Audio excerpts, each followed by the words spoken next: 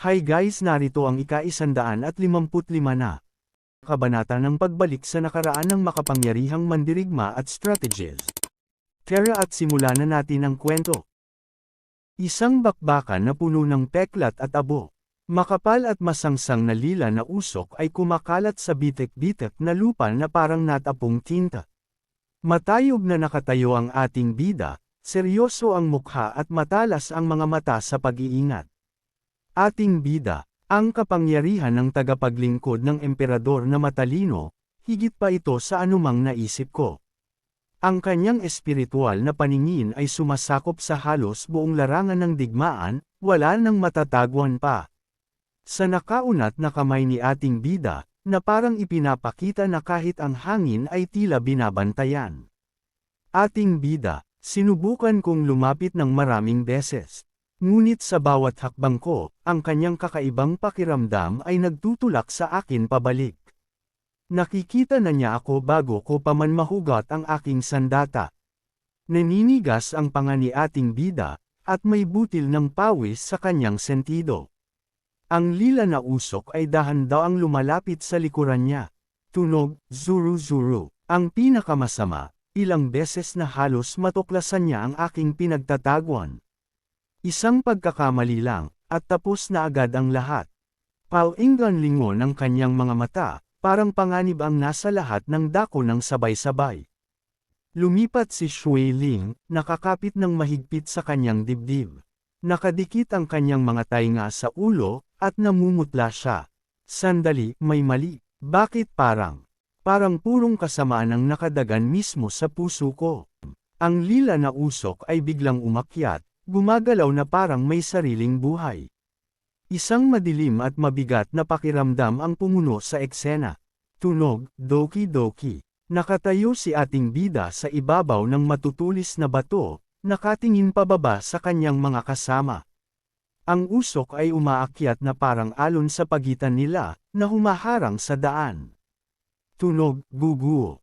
Nagninangas ang kanyang mga mata sa pagmamadali. Alam niyang hindi pa sila ligtas. Ating bida, lahat, mag-ingat kayo. Huwag kayong magpapabaya kahit saglit lang. Lumalapat ang usok, at umiikot ito ng marahas. Nanginginig ang lupa sa ilalim nito. Tunog, do-do-do-do. Biglang bamuka ang lila na usok. Isang nakasisilaw na sinag ng lilang liwanag ang tumirek paitaas mula sa kailaliman, tumutusok sa langit na parang sibat. Ang hangin ay gumagalaw dahil sa matinding puot. Tunog, bam. Nanlaki ang mga mata ni ating bida. Kahit siya ay namangha sa lumalabas. Tunog, hi. Tumakbo ng mabilis si Yuzin, puno ng takot ang kanyang mga mata, kasunod ni Qingshan, at ni Shui Ling. Wala sa kanila ang makaiwas ng tingin. Tunog, sesa-sesa. Ang sinag ng liwanag ay lumawak at naging umiikot na buhawi ng anino at lila. Parang lalamunan nito ang buong mundo. Tunog, hiwo. Sa gitna ng eksena, isang madilim na anino ang lumulutang sa loob ng liwanag, matangkad, makapangyarihan, at naglalabas ng walang hanggang kalupitan. Ang kanyang tawa ay umalangaw-ngaw, na nagpapatibag pa sa mga bato. Tagapaglingkod ng emperador na matalino, hahaha, hahahahaha, hahahahaha. Nanlalaki ang kanyang mga mata sa labis na hindi paniniwala, at nagngangalit ang mga ngipin sa tindi ng kirot. Tunog, ga, matayog na nakatayo ang tagapaglingkod ng emperador na matalino, na nababalot ng nakasisilaw na gintong apoy na humahalik sa madilim na langit. Ang kanyang balat ay punong-puno ng nagninangas na gintong ugat, at ang mga mata niya ay nagliliyab sa lilang puot. Ang kanyang tawa ay umalangaw-ngaw na parang kulog. Tunog, boom, hahahaha. Tagapaglingkod ng emperador na matalino, mayabang, hindi natitinag, at nakakatakot na kalmado. Tagapaglingkod ng emperador na matalino, hindi rin masama. Nagawa mo talagang gawing alikabok ang aking pisikal na anyo. Iniling niya ng bahagya ang ulo, habang lalong lumalaki ang apoy sa paligid niya. Ngunit yan pa lang ang pagsisimula. Ngayon, magsisimula na ang tunay na laro. Tikman ninyo ang bangin. Si Qingshan, basang-basa ng pawis ang kanyang mukha, at nanlalaki ang mga mata sa takot. Xingshan, imposible. Tumigas ang mukha ni ating bida, at nanigas ang bawat kalamnan niya. Nagbigay siya ng mabilis na utos. Ating bida, umatras. Lahat, umalis na kayo dyan ngayon din. Nakita ko ang sugat, dapat ay nakamamatay iyon. Puno ng pagkalito at galit ang kanyang tingin. Ating bida, itinulak ko ang aking talam mismo sa kanyang pinakamahinang bahagi, dapat ay natapos na iyon. Habang humahaba ang mga anino sa kanyang mukha, ang lilang usok ay pumipintig sa ilalim ng kanyang mga paa. Tunog, creak, bamuka ang lupa. Ang mga lilang ugat ng maruming lakas ay kumalat na parang nakamamatay na salot, na pumupunit sa mga bato at lupa. Nakatitig si ating bida habang yumunig ang buong lupa. Tunog, crack, vroom. Mabilis siyang tumangala, at bigla niyang naunawaan ang katotohanan. Ating bida, hindi siya muling nabubuhay, kundi ang buong lupang ito. Lumingon siya sa kanyang mga kasama, na may matigas na tinig dahil sa napagtanto. Ating bida, ang lupang ito ay ang kanyang hukay ng dugo. Ang kanyang pinagmumulan, tumatayog sa kanila ang tagapaglingkod ng emperador na matalino, habang tinatakpan ng gintong apoy ang bitek-bitek na lupa. Tagapaglingkod ng emperador na matalino, ngayon mo lang iyon nalaman. Nakakatuwa, huli na ang lahat. Ibinuka niya ng malawak ang kanyang mga braso, at sumabog palabas ang apoy. Parang yumuyuko pa sa kanya ang mismong langit. Tagapaglingkod ng emperador na matalino, sa biyaya ng banal na emperador. Ang lupang ito at ako ay iisa na. Pareho kami ng pinagmumulan. Ipinukpok niya ang kanyang kamao, habang kumikislap ang lilang kidlat sa paligid niya.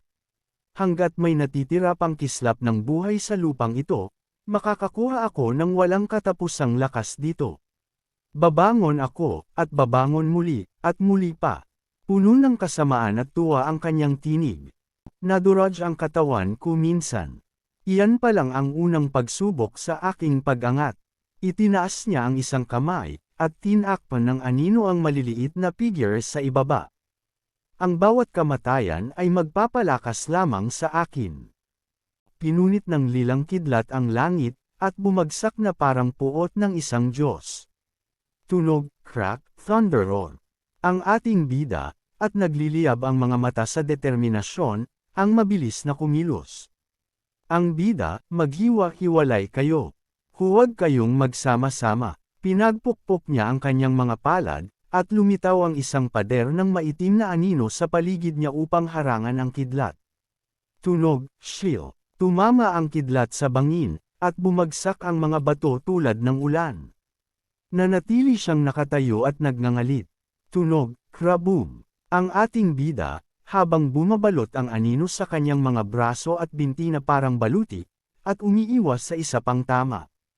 Tunog, swoosh. Isang dambuhalang pagsabog ang dumaan sa larangan ng digmaan, at nilamon ng usok at lilang apoy ang lupa. Tunog, bomb. Tumalsik si ating bida sa gilid, humihingal sa sakit, at nanginginig ang mga paa at kamay. Ating bida, og, ang kanyang mga kasama ay nakakalat sa lupa, ang iba ay nakakulong sa sakit, ang iba naman ay hindi makagalaw sa gulat. Tunog, thud, dust. Si Yuyin ay nakatayo na parang rebulto, at puno ng takot ang kanyang mukha. Yuyin, ano pa ang gagawin natin ngayon? Paano lalabanan ang isang bagay na hindi namamatay? Ang tagapaglingkod ng emperador na matalino, mas malapad pa ang kanyang ngiti, at nagliliyab ang mga mata sa malupit na tagumpay. Tagapaglingkod ng emperador na matalino, tama iyan. Lumaban kayo hanggat gusto ninyo. Sumigaw, damyugo, magdusa, at panuurin ninyong kunin ko ang lahat sa inyo, dahan-dahan. Nanlaki ng gusto ang mga mata ni ating bida, at liwanag ng pagkaunawa ang tumagos sa kanyang tingin. Iyon na, sa wakas na intindihan ko na. Kumurap ang tagapaglingkod ng emperador na matalino, sa unang pagkakataon, siya ay naguluhan. Tandang pananong, tumayo ng tuwid si ating bida, at isinigaw ang katotohanan sa buong kaparangan. Hindi siya immortal. Ang walang katapusan niyang pagkabuhay, ang walang hanggan niyang lakas, ang pinagmumulan ay wala sa loob niya. Tumangala sa kanya si Zin, puno ng pagkalito. Anong ibig mong sabihin? Kung ganoon, saan nanggagaling iyon? Nanigas ang kanyang panga habang ibinunyag ang nakakatakot na lihim. Ating bida, nasa demonyong buto ng emperador na matalino. Ipinukpok niya ang kamao sa kabilang palad, at umalangaw-ngaw ang kanyang tinig sa pagkakatuklas. Baluktot at sumpa ang lupang ito dahil ang labi ng emperador na matalino ay nakalibing ng malalim sa ilalim ng ating mga paa. Ang nag-aalab na puot niya ay bumulok sa lupa, ginawa itong pagkukunan lamang ng buhay para sa halimaw na ito. Tinitigan niya ng masama ang nakatayong figure sa itaas. Ang tagapaglingkod na iyan, isa lamang siyang linta. Isang parasitong sumisipsip ng buhay mula sa mismong bangkay ng emperador na matalino. Yumuko siya ng bahagya, habang inilalatag ang tanging pag-asa nila. Ibig sabihin, kung lilinisin o sisirain natin ang demonyong butong iyan. Tumalas ang kanyang tingin, seryoso at mapanganib. Mapuputol ang kanyang ugat, magiging puno siyang walang lupa, walang tubig, at mamamatay siya ng tuluyan. Nagliyab sa galit ang mga mata ng tagapaglingkod ng emperador na matalino, at parang binato siya ng malakas sa biglaang pagkaunawa. Tunog, bumakas ang matinding gulat sa kanyang mukha. Paano mo nalaman iyan? Sumabog siya sa galit at naglabasan ang mga lilang apoy sa paligid niya. Lakas ng loob mong galugarin ang mga lihim na hindi mo dapat nalalaman. Hinahangad mo ang kamatayan. Tunog, Brewer. Hindi man lang natinag si ating bida, kumilos na siya agad. Tunog, Shuo. Tumanggaw siya, at sumili ang matapang na ngiti sa kanyang mukha. Kaya naman pala tama ang hinala ko. Lumingon siya sa kanyang mga kasama, at tinawag sila isa-isa ng may lubos na tiwala. Yuyin, Yuzhen, Shuiling, Xingshan, pigilan ninyo siya. Ano man ang mangyari, bigyan niyo ako ng oras. Tumakbo siya ng mabilis, naninigas ang bawat kalamnan na parang bakal, at nakapako ang tingin sa lupa sa ibaba. Dederecho ako sa pinagmulan, bubunutin ko ang kasamaang ito hanggang sa pinakaugat. Tunog, Ziyap. Lamusong siya patungo sa mga lilang ugat na kumakalat sa lupa, habang bumabalot ang anino sa kanyang mga braso at binti na parang baluti. Tunog, crack. Umungol ang tagapaglingkod ng emperador, at kumislap ang lilang kidlat sa kanyang mga kamao. Gagamba, uod, lakas ng loob mong damiin ang huling pahingahan ng emperador. Sumugod siya, at kumakalat ang matinding hangerang pumatay mula sa kanya. Ako mismo ang magwawasak sa iyo. Tunog, boom. Hamarang si Yuyin sa kanyang dinadaanan, itinaas ang kanyang tungkod, at nagliyab ang mga mata sa determinasyon. Yuyin. Sa amin ka nalalaban ngayon. Ipinukpok niya ang tungkod sa lupa, at naglabas ng sinag ng dalisay na liwanag na bumangga sa lilang kidlat. Yuyin. Ha! Tunog, klaash. Naghiwa-hiwalay sina Zin at si Shuiling, bumubuo ng mga senadoryas gamit ang kamay at inilalabas ang kanilang lakas. Tunog, shi. Apat na natatanging sinag ng kapangyarihan, kahel na apoy, kulay rosas na hangin, asol na tubig, at gintong liwanag, ang sumugod sa tagapaglingkod ng emperador na matalino. Pamunit ang langit sa tindi ng kanilang pinagsamang atake. Tunog, crackle, roar, blast. Isang nakasisilaw na gintong liwanag ang pamunit sa bato. At anino, at nagliparan ang mga kalat na parang ulan ng yelo.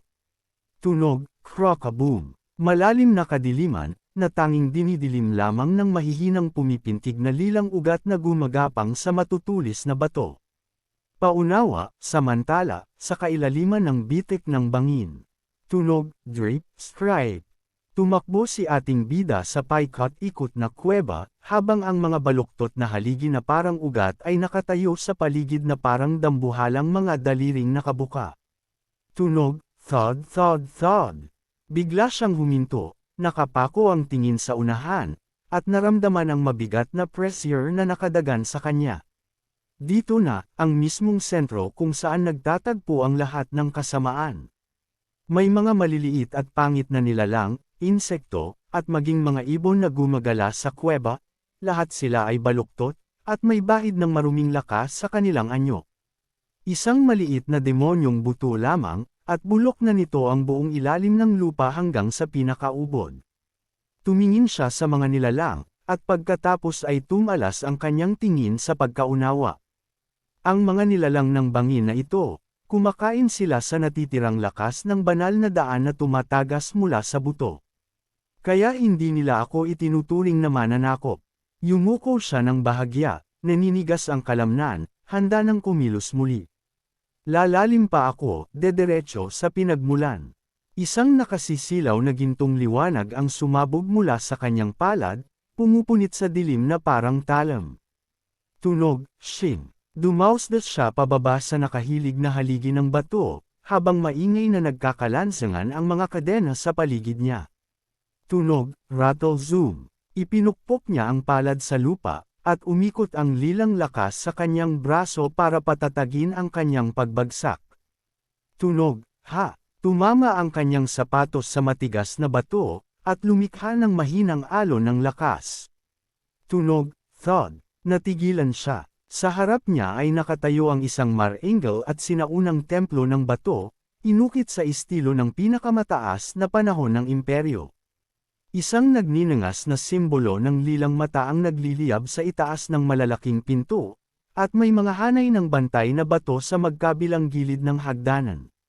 Tunog, tinitigan niya ang templo, at tumagal ang katahimikan. Walang duda, ito ang huling pahingahan ng Sage Emperador. Isang hakbang siya pasulong, at umalangaw-ngaw ang mabibigat na yabag sa bato. Tunog, klak, biglang nagliwanag ang mga lilang mata ng mga bantay na bato. Mas mahigpit nilang hinawakan ang kanilang mga sandata, at umungol ang bato habang sila ay gumagalaw. Tunog, creech. Pumintig ng matindi ang lilang mata ng isa sa mga bantay, na parang sinusuri siya. Tunog, flash. Isang matalas at determinadong ngiti ang sumilay sa kanyang mga labi. Alam kong hindi ito ibibigay sa akin ng madali. Tumayo siya ng tuwid, at kumalat ang lakas mula sa kanyang balat. Sige nga, ipakita ninyo kung gaano katatag ang mga bantay ng libingang ito. At dito nagtatapos ang kabanata. Maraming salamat po.